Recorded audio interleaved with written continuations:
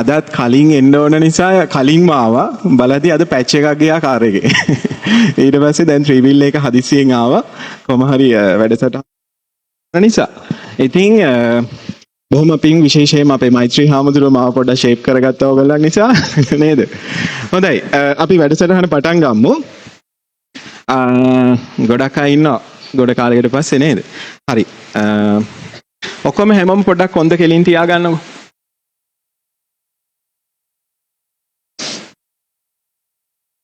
හරි. ඇස් පියාගන්න.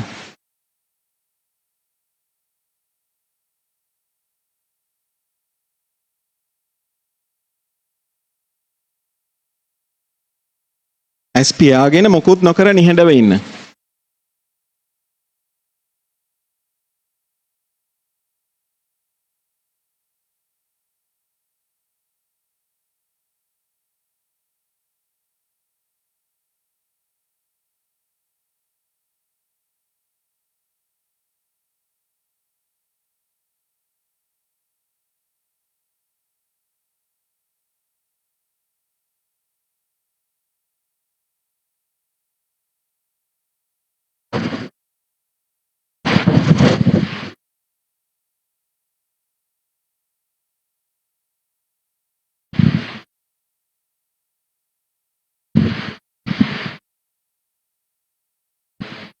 ලෝකේ තියෙන අමාරුම වැඩේ මොකුත් නොකර ඉන්න.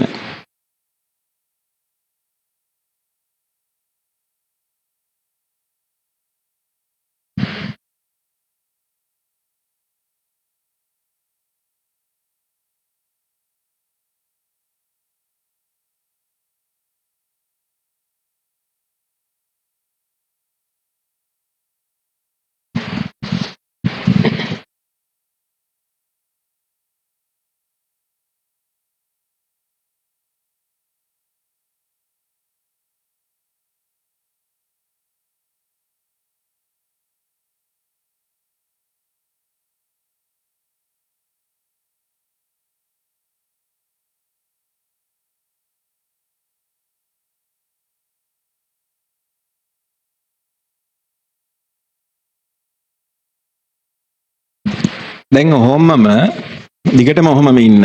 ඔහොමම ඉන්න අතර දැන් මොකුත් නොකර කියන එක තාම මට තේරුන්නේ නැහැ. ඒක අහු වුණාද දන්නේ නැහැ. ෂුවර් නැති අය හිමම S2 පියාගෙන එක්කෙනෙක් මේ එක අතක් ඔස්සන්න. ඒක අහුවිච්ච නැති අය. මේ මොකුත් නොකර ඉන්න එක මට තේරුන්නේ නැහැ. S පියාගෙන දිගටම ඒකේ ඉන්න. මොකද දැන් අපි කතා කරන්නේ ප්‍රැක්ටිකල් පැත්තක්නේ. ඒක කොයිතරම් දුරට ඔයගොල්ලෝ අල්ලගෙන තියනවද කියලා දැනගන්න. උඩට උස්සන්න උඩට මට පේන්නේ නැහැ. උඩට. හරි. අත පල්ලෙහාට දාන්න. දැන් මොකුත් නොකර ඉන්න පුළුවන් වගේ ෂුවර් එකක් මට තියෙනවා. ඒගොල්ලෝ ඇස් පියාගෙන අත උස්සන්න. නිකන් මට එහෙම ඉන්න පුළුවන් වගේ. මොකුත් නොකර ඉන්න පුළුවන් වගේ. අත උඩටම උස්සන්න. හරි. අත පල්ලෙහාට දාන්න. දිගටම හොම ඉන්න.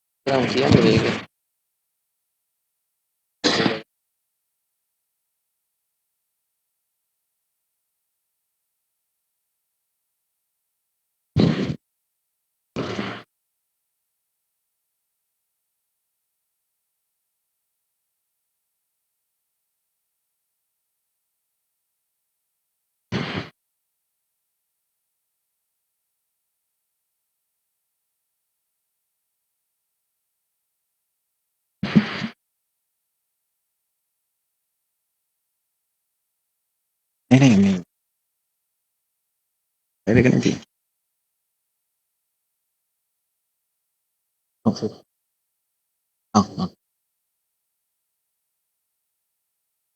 දිගටම මොකොත් නොකර ඉන්න කියලා නේද කිව්වේ? හරි. හොඳ ගැඹුරු හුස්මක් ගන්න. හුස්ම හෙලන්න. හිමීට ඇස් අරින්න.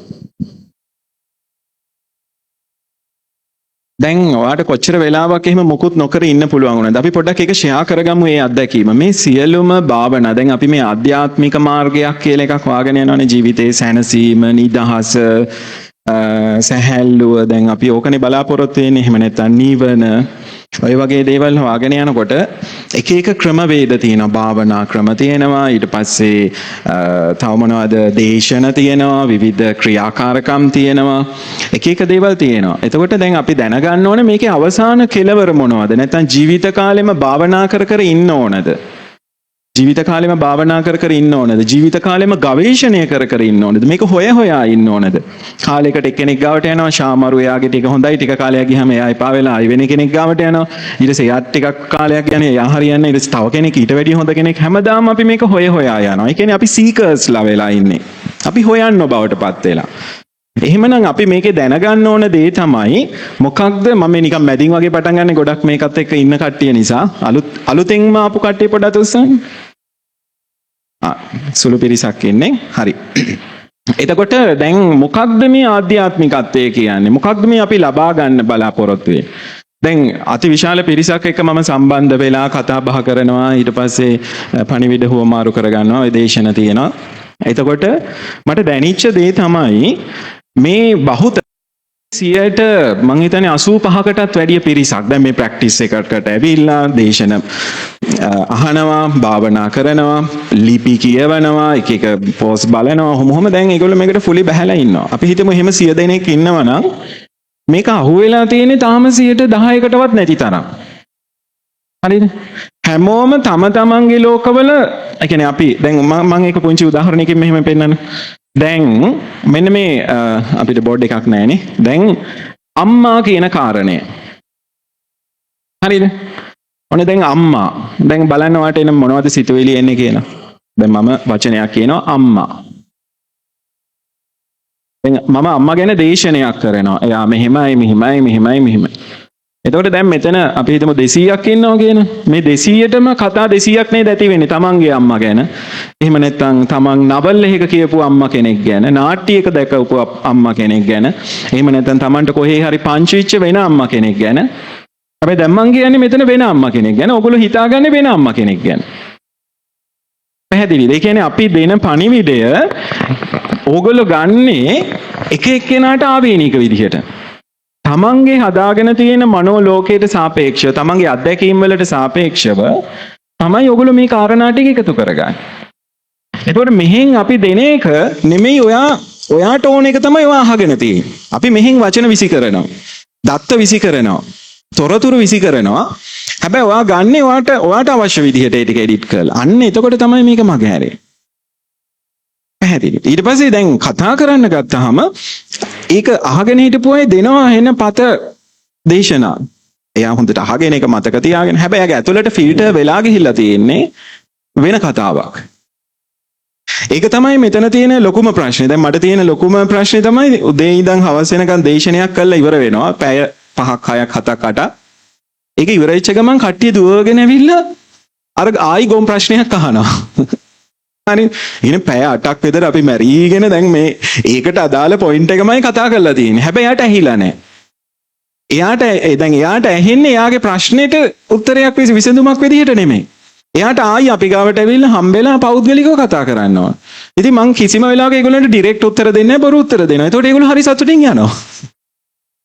තේරෙනවද? ඒ කියන්නේ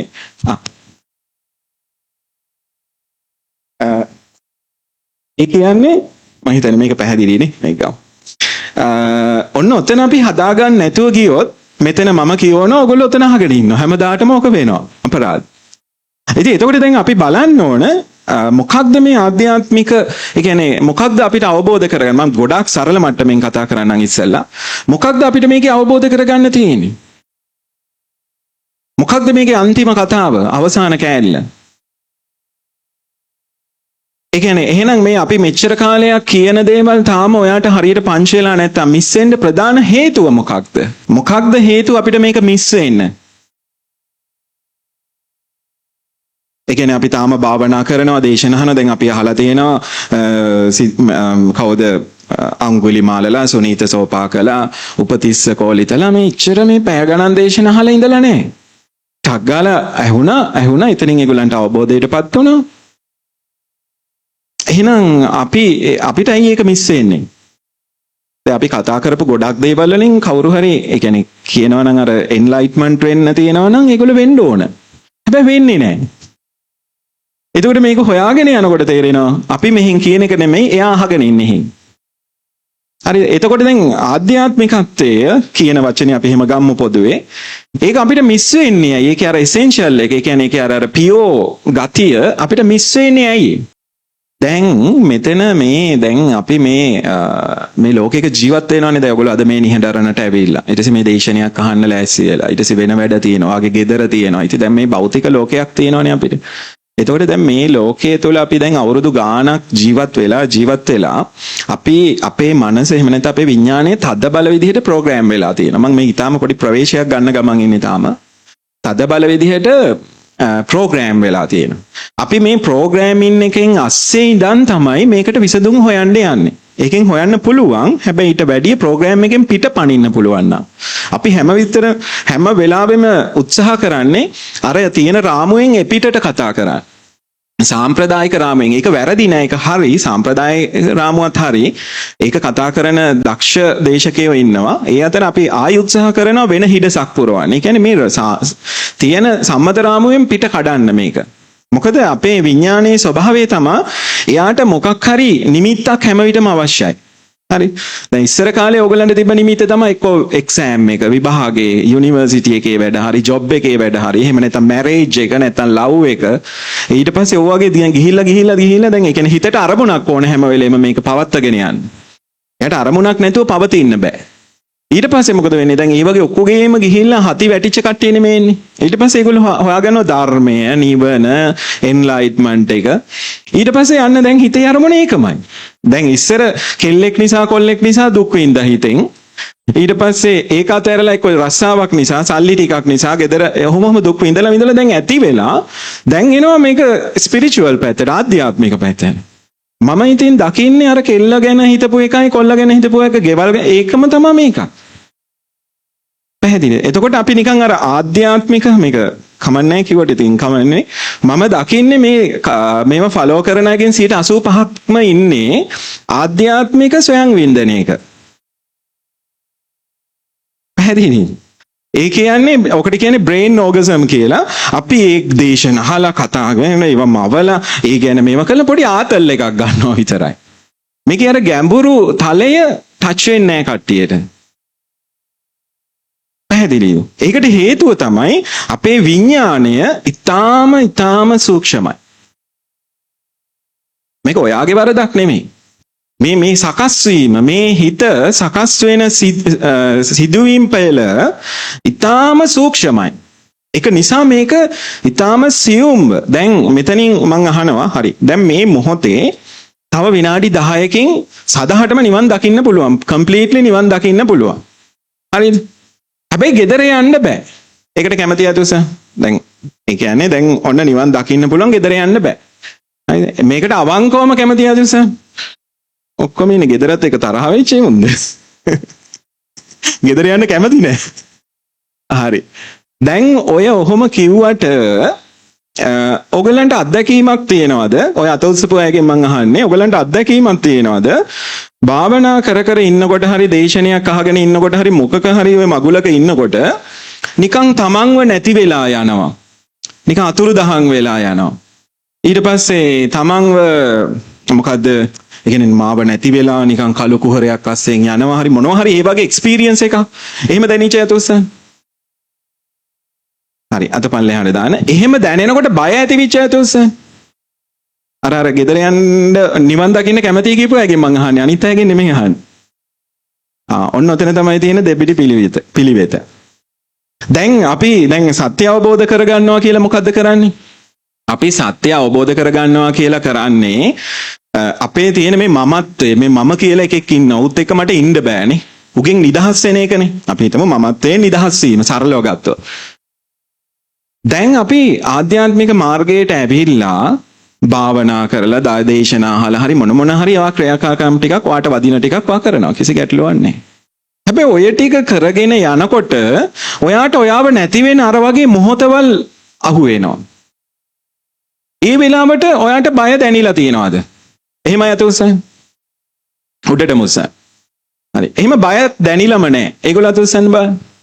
මොනවා කරගෙන ගියා මාව නැති වුණත් මට බයක් දැනෙලා නැහැ. ඔක පොඩ්ඩක් තනිය තියාගෙන ප්‍රශ්න කරගෙන හාරගෙන අවුස්සගෙන යනකොට ඔය අත් ගොඩාක් පල්ලෙහා වැටෙනවා. හරි. දැන් අපි ඒ කියන්නේ ආධ්‍යාත්මිකත්වයේ අවසානයේ මට මං ගැන තියෙන අනන්‍යතාවයෙන් මම මිදෙන එකනේ. ඒ කියන්නේ සක්කාය දිට්ඨිය අපි සරලව ගත්තොත් සක්කාය දිට්ඨිය කැඩෙනවා. ඒකෙන් නිදහස් වෙනවා. හැබැයි පහුගිය කාලේ මට ගොඩාක් කතා කරපු අය කතා කරේ හැමෝම කිව්වේ සර් මෙහෙම කරගෙන යනකොට මට බය හිතුණා, බයක් ආවා, මාව නැති වෙලා හිස් අවකාශයකට ඇදිලා යනවා වගේ වුණා, මම බය වුණා හොඳටම, මට දාඩිය දැම්මා. ඒ කියන්නේ මොකක්ද එතන තියෙන කතාව? දැන් අපි ඉස්සරහට කොටස් ටික එනකොට ඔයගලන්ට ඔය අත්දැකීම් ටික එනවා. ඒ ටික එන්න කලින් මේ ටික පෙන්නලා දීලා තියන්න තමයි මේ හදාන්නේ. ඇයි ඒක දැනෙන්නේ?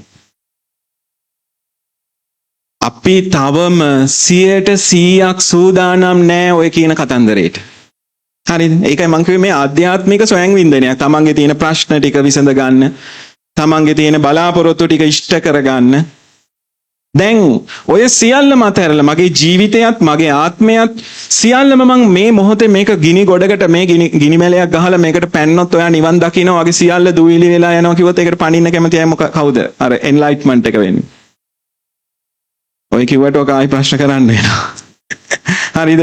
ඕක ගැඹුරට ප්‍රශ්න කරේ නෑ කමන්නේ. මං හෙට උදේ මෙන්න. අද බෑ. ඕකේ දැන් ඔය අපි ඔහම උත්තර කිව්වට ඕවත් ඇවිල්ලා සූක්ෂම කතා.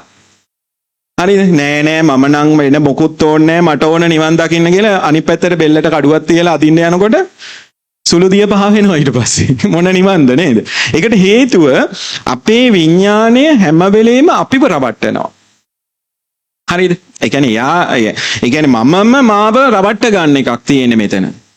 හැබැයි අපි බාහිර ලෝකයට කියනවා මම මෙහෙම කෙනෙක් මේ විදිහට ඉන්නවා, කොහොමද එහෙම වෙන්නේ?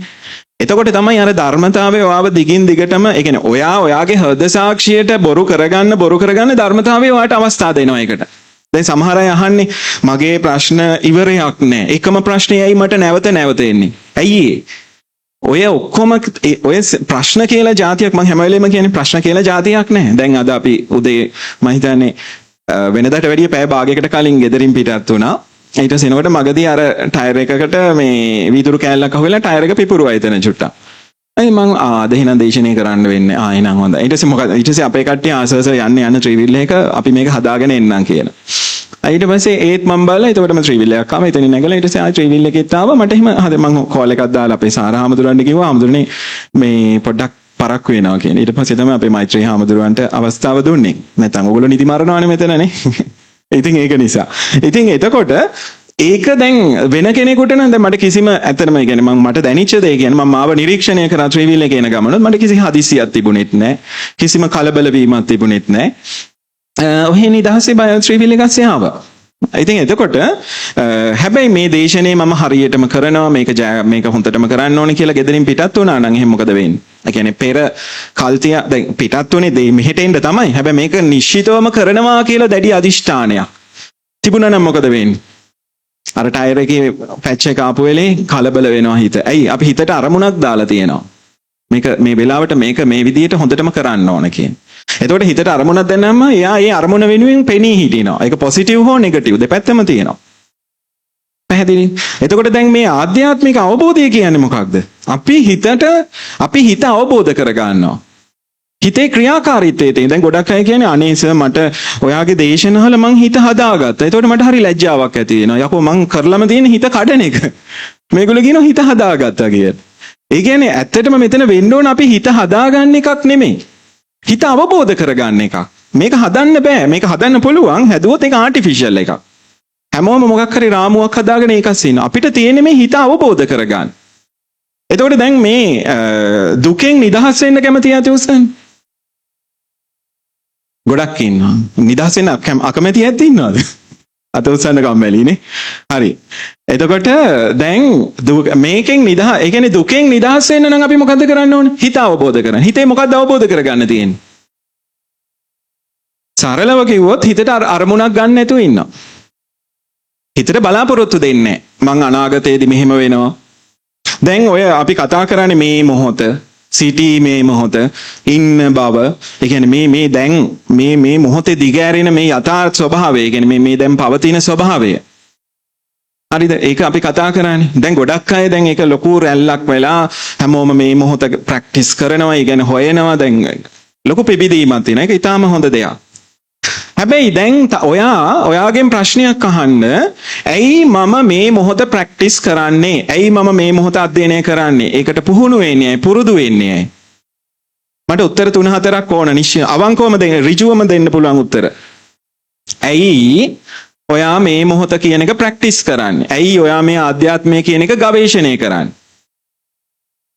දැන් තමන්ගෙන් අහන්න. ඇයි මම මේක අධ්‍යයනය කරන්නේ? ඇයි මම මේක ගවේෂණය කරන්නේ?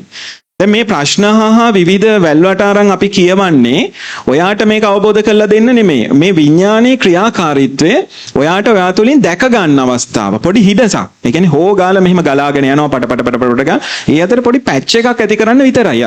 මම උත්සාහ කරන්නේ හැම වෙලේම. හරි. ඒ නිසා දැන් තමන්ගෙන් අහන්න. ඇයි මම මේ දේවල් අධ්‍යයනය කරන්නේ? ඇයි මම මේක ප්‍රැක්ටිස් කරන්නේ? අපි කියමු මේ මොහොත කියන කොට ඒක විතරක් ගමු. ඇයි ඔයා මේ මොහොත ප්‍රැක්ටිස් කරන්නේ? ඔන්න දැන් මට උත්තර ඕන. මම ඇහුව ප්‍රශ්නේ තමයි හරි උත්තර. තවත් ඔයාගෙන් අහන්න. ඔයාගේ උත්තරේ අහන්න. අනිත් අයගේ උත්තරේ අහන්න එපා. ඒක දිගපළල බලන්නත් එපා. ඒ කියන්නේ ඔයාගේ මොකද්ද උත්තරේ? මොකක්ද මේ මොහොතට ඔයා ප්‍රැක්ටිස් කරන්න මේ මොහොතට එන්න ඔයාගේ යටිහිතේ තියෙන ආසාව හේතුව මොකක්ද? මොකද්ද ඔයාගෙන් බලාපොරොත්තු? එතන දැනගන්න නැතුව ඔයාට මේ රියල් මේ මොහොත ටච් කරන්න බෑ. සිතුවිලි ලෝකයේ මව ඉන්න එක අඩු. ඇයි ඉතින් සිතුවිලි මවන එක අඩු කරන්නේ? මොකක්ද එකෙන් වාට තියෙන වාසිය? ආශූන්‍යතාවේ ඉන්න හිස් ගතියේ ඉන්නකොට සැහැල්ලු ගතියක් තියෙනවා. සිතුවිලි වල ඉන්නකොට බර ගතියක් තියෙනවා. ඒ වුණාට ඕකේ තව ක්‍රමයක් තියෙනවා. සිතුවිලි කොච්චර තිබුණත් බරක් නැතුව ඉන්න පුළුවන් ක්‍රමය. දැන් අපි ඉන්නේ ඒකේ. තව වෙන මොනවද උත්තර තියෙන්නේ? ඔයා ආපහු ඔයාගෙන් අහගන්න. මේක අවංකවම මේ වැඩසටහනට සහභාගී වෙන අයට විතරයි මේ අද වැඩසටහන යන්නේ. ඒ කියන්නේ ඔයාගෙන් අහගන්න ඇයි මම මේ මොහොත ප්‍රැක්ටිස් කරන්නේ? මොකක් බලාපොරොත්තු වෙන්ද කියලා තමන්ම තමන්ට ප්‍රශ්න කරලා තමන්ගේ සැබෑ උත්තරේ ගන්න. මම අහන්නේ මේ වගේ උත්තර තව 2-3ක්. තව දෙන්නෙකුට අවස්ථාව දෙන්න. හැමෝම දැන් උත්තර දෙන්න අවශ්‍ය නැහැ. දැන් ඔයාගෙන් අහන්න මේ මොහොතේ ප්‍රැක්ටිස් එක මම යෙදවෙන්නේ ඇයි? මොකක්ද මේකේ හැබෑම යටි අර්ථය? මම මේකට එන්නේ යටි අර්ථය මගේ ජීවිතේ සාර්ථක කරගන්නද? එහෙම නැත්නම් මගේ හිත සැනසීමෙන් තියාගන්නද? අර ඉස්සෙල්ලා කිව්වා වගේ හොඳ ෆ්‍රීකවන්සි එකක් හදාගන්නද? වයිබ්‍රේෂන් එකක් හදාගන්නද? එහෙම නැත්නම් වාගේ බලාපොරොත්තු වලට යන්න එනර්ජි එක බිල්ඩ් අප් කරගන්නද? එහෙම නැත්නම් තව මොනවද? මම මේ කියපුවට වැඩි වෙනස් උත්තර කාගෙත් තව තියෙනවා. තව දෙන්නෙකුට අවස්ථාව. මොකක් හරි දෙන්න. ඔව් දැන් මෙතනදී තියෙන්නේ අපි මේ ආධ්‍යාත්මික මාර්ගය කියන එක තියෙන්නේ තමන් එක්ක තනියම කල්මනක්. මේක බුරුදු පිටින් බෑ කරන්න. සමහර අය මට කතා කරලා කියනවා අනේ සර් දැන් මට මේක දැන් අවබෝධ වෙලා තියෙන්නේ. දැන් ගොඩක් හොඳයි. මට දැන් මගේ දරුවටත් මේක දෙන්න ඕන, හස්බන්ඩ්ටත් දෙන්න ඕන, අල්ලපු ගෙදරටත් දෙන්න ඕන, මුළු ගමටම දීලා මේක රටටම දීලා ලෝකෙටම දෙන්න ඕන කිය. හරි. එහෙම මේක කරන්න පුළුවන්ද බැරිද කියලා මම නම් දන්නේ නැහැ. මේක කරන්න පුළුවන් එකම දේ තමයි ඔයාට ඔයාව අවබෝධ කරගන්න එක විතරයි. පැහැදිලිද? ඊට පස්සේ වයිබ් එකට කවුරු හරි කෙනෙක් ආවොත් ඔයාලට හෙල්ප් කරන්න පුළුවන් කිසිම බලාපොරොත්තුවක් නැතුව. ඒ ඇරෙන්න අපිට මේක ලෝකේ හදන්න බෑ. කවුරු හරි එහෙම හදන්න යනවනම් එයා අවසානයේදී ඉතුරු වෙන්නේ පිස්සෙක් වෙලා. පැහැදිලිද? අපිට කරන්න පුළුවන් අපි නිවෙන්න. හැබැයි අපි නිවීම තුල දැන් ඔයගොල්ලෝ දැකලා තියෙනව නේද? Circuit board. එහෙම නැත්නම් සර්කිට් බෝඩ් එක ඒවා තියෙනවනේ. අපි හිතමු අර සෝලාර් පැනල් තියෙනව නේද? අර කළු පාට කොට ඉරිරි ගිහිලා ලොකු බෝඩ්ස් තියෙන්නේ. ඔය සෝලාර් පැනල් වල තියෙනව නේද? අර පොඩි සර්කිට් වගේ නිකන් අර මේ ඊයන් මෙහෙම පද්ධතියක් දැලක් වගේ. ඒක සම්බන්ධ වෙලා තියෙන්නේ දැලක් වගේ මොකක් හරි ඊයන් වලින් මෙහෙම. ඒකට තමයි අර ආලෝකයේ වැටිලා ඍණ අයන අයින් කරලා ධන අයන එකතු කරන්නේ. ඒ සිස්ටම් එකට ඒක හදලා තියෙන්නේ. දැන් ඕකේ එක ඩොට් එකක් අපි හිතමු එක ඩොට් එකක් තියෙනවා. ඒක විහිදිලා තියෙනවා මෙහෙම කම්බි වලින්. ඒ සර්කිට් එකේ ඇදලා තියෙනවා. ඔයගොල්ලෝ දැකලා ඇති. එතකොට එක ඩොට් එකක් පිච්චුණා කියමුකෝ අපි හිතමු ඒක ඩැමේජ් වුණා කියන. එතකොට ඒ වටේ තියෙන ගොඩාක් ඒ වටේ ඩැමේජ් එක බලපාන. අපි ආයි අමුතුවෙන් කරන්න ඕනේ. එතකොට ඔයා නිමුණාට පස්සේ ඔයා දන්නේවත් නැති විශාල පදාසයක් මේ දැන් ඔයා හිටියට ඔයා ලොකු නෙට්වර්ක් එකකට කනෙක්ට් වෙලා තියෙන්නේ. එතකොට ඒකේ ඔයා නිමුණාට පස්සේ විශාල පදාසයක්. ඔක මම අහලා දෙනවා සෙන් වල ඔබ නිවන් දකින්නකොට ඔබේ පරපුරක්ම නිවන් දකින්න ඔබත් එක්ක කියලා. හරිද? ඒක තමයි ඔය ඔතන කියන්නේ. ඔයා විතරක් නෙමෙයි. හැබැයි අපිට ඕනේ මේක තවත් එළියට දෙන්න. ඒ කියන්නේ අපිට බාහිර ලෝකේ ඇත්තක් වෙලා. හරි. ඒ කියන්නේ බාහිර ලෝකේ මෙහිම මිනිස්සු ඉන්නවා, මෙහිම ආගම් තියෙනවා. ඒ කියන්නේ ඔයා බාහිර ලෝකේට ඔයාගේ විඥානය ගොඩක් ඝනව ඔයාට බාහිර ලෝකේ අහුවෙලා තියෙනවා ඇතුලෙන්. ඒ තරමට ඔයාට ඇතුලේ ප්‍රතිරෝධය හැදෙනවා වැඩි, දුක හැදෙනවා වැඩි, වේදනාව හැදෙනවා වැඩි, පීඩනය හැදෙනවා වැඩි. දැන් මෙතෙන්ට ආවට එනකොටම තමයි නිහඬරණ කියන එක මේ මොහොතේ මට ඉපදුණා. හරි. ඊට පස්සේ මෙතනින් එළියට ගියාට පස්සේ දැන් මගේ ඇතුලේ ආයි සිතුවිල්ලක් විතරයි ගෙදර ගැන තියෙන. ඒක මතක් කරොත් විතරයි. ඕගොල්ලන්ගෙත් එහෙම තමයි. හැබැයි ඔයා පදින් දරාගෙන ඉන්නවා මගේ ගෙදර නිශ්චිතවම එතන තියෙනවා කියලා එකක්. හරිද? අන්න එතකොට එතන අපේ අර විඥානයේ තියෙන සූක්ෂමතාවය තුළ අපි හිර වෙලා තියෙනවා. දැන් බුදුහාමුදුරුවෝ දේශනා කරන්නේ මේ බාහිර ලෝකය නිර්මාණය වෙලා තියෙන සතර මහා ධාතුන් වලින් කියන. හරිද මොනවාද? ආපෝ තේජෝ වායෝ පඨවි. අපි දවසක එකින් එක කතා කරමු. දැන් ඔය හතර තවත් මික්ස් වෙලා 아무තු විදිහට හැදෙනවා. ඒකට මොකද්ද කිව්වේ? ඒකට තමයි බුදුහාමුදුරුවෝ දේශනා කරේ සතර මහා භූතයන් කියලා. හරිද? එකක් සතර මහා ධාතුන්, ඒ කියන්නේ මූලික පදනම් කොටස් හතර. ඒ ටිකෙන් තමයි මේ හැම සියල්ලම නිර්මාණය වෙලා තියෙන්නේ. එතකොට මේ සතර මහා ධාතුන් ආපහු මික්ස් වෙලා තද ගතියට, දියර ගතිය එකතු වෙලා ඔහොම මික්ස් වෙලා එක එක ස්වරූපයන් හැදිලා තියෙනවා. ඒවට කියන්නේ මොකක්ද? සතර මහා භූතයන්. එතකොට මේ සතර මහා භූතයන් වල තමයි දැන් අපේ විඥානේ අතරමං වෙලා තියෙන්නේ. පැහැදිලිද? ඒක නිර්වාණය කියන්නේ ඔය කිසිම තැනක පණවන්න බැරි ස්වභාවයක්. අනිදස්සනයි කියන්නේ. කිසිම තැනක ඒක පණවන්න බෑ.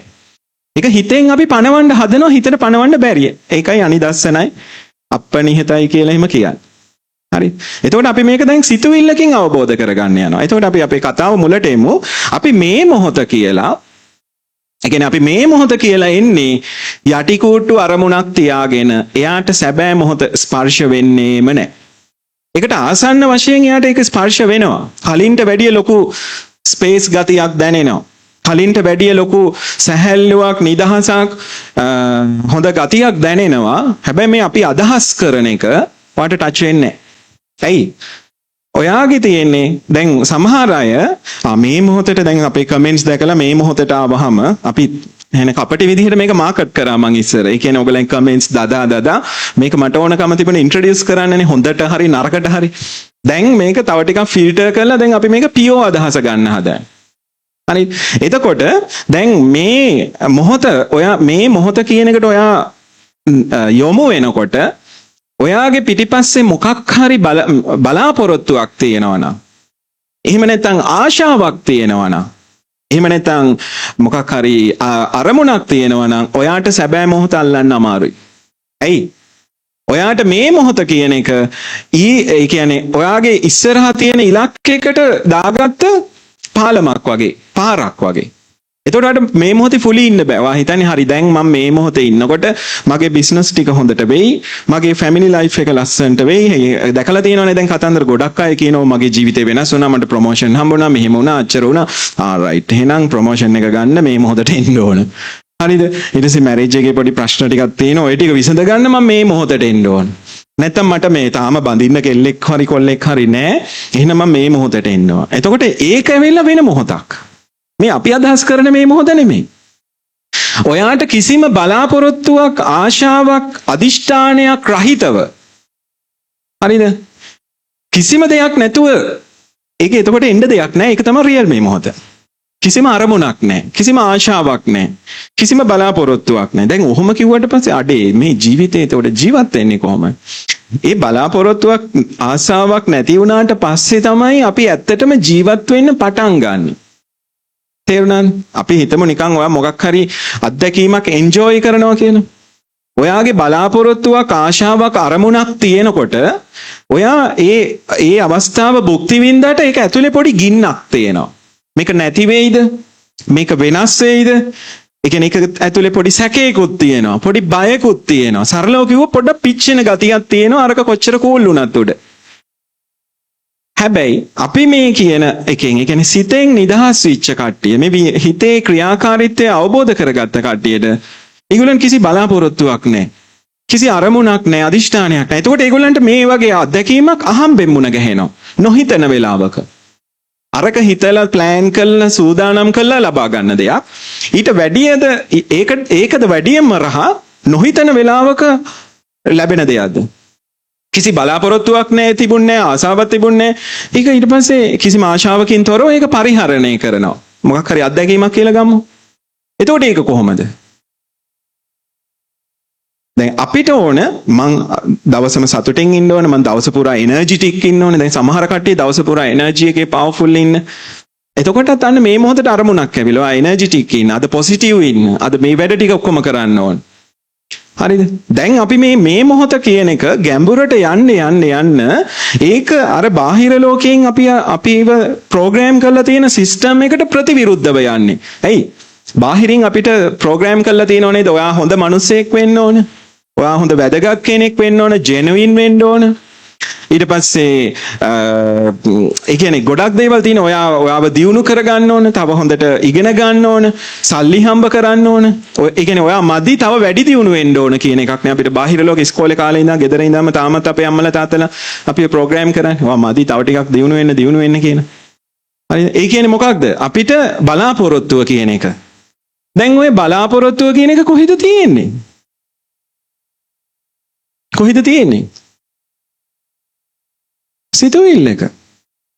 එතකොට මේ සිතුවිල්ලක් අපි අරගෙන මේ මොහොතට දාන. ඒ කියන්නේ හරියට ඒක කිරි කලයට ගොම බින්දුවක් දැම්මා වගේ. දැන් පිරිසිදු කිරි කලයක් තියෙනවා අපිට බොන්න පුළුවන් නේ. අපි දකින්න ඔකට ගොම බින්දුවක් වැටෙනවා. දැන් බොන්න පුළුවන්ද?